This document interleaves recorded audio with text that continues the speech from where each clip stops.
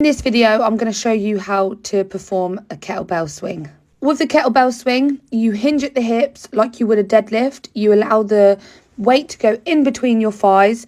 You keep your back straight and then you drive your hips forward, which then pushes the weight in front of you. At the end position, your body should look like this. As you can see, my heels and feet are firmly on the ground.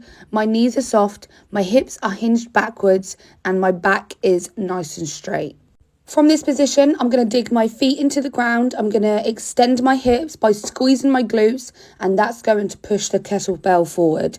It's important that I keep my core and my back really strong so that it doesn't bend. To keep my back nice and straight, I'm going to make sure that my shoulders are pulled backwards. If you don't keep your shoulders back and retracted and your core engaged, then your kettlebell swing might look like this. So avoid rounding off the back like this. Instead, keep it nice and straight and strong like this.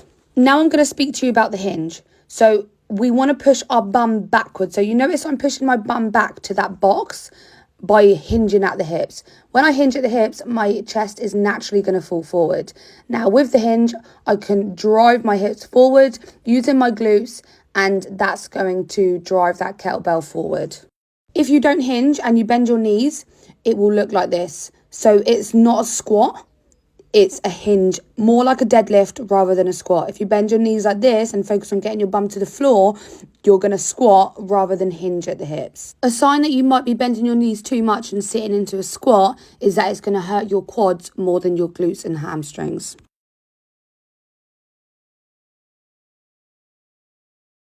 In the next clip, I'm showing you what it will look like if you're pulling it up with your back and your arms.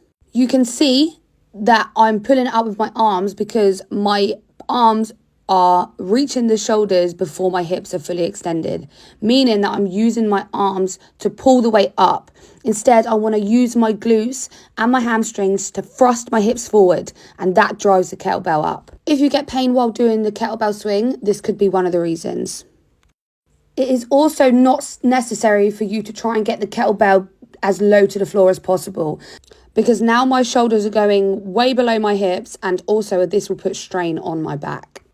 This just isn't necessary, so instead don't let your back bend and keep your shoulders above hip height, like this instead. Another unnecessary thing that I see people doing is driving the kettlebell all the way up past their head. At this point, it's no longer your glutes doing the work, but rather your hands pulling it up. Instead, just let the kettlebell swing to the natural height, which is just below your shoulders. Another thing I see people doing is scooping their bum under like this. So they bend their knees forward and they thrust up in that direction.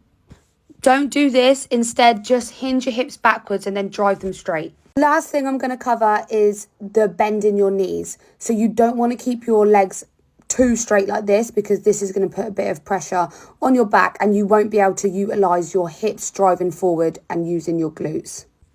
So allow your knees to bend slightly so that you can hinge properly. And that is how you perform a kettlebell swing safely and effectively. They work the glutes, the hamstring, the core, and can be used in a circuit to help condition the body.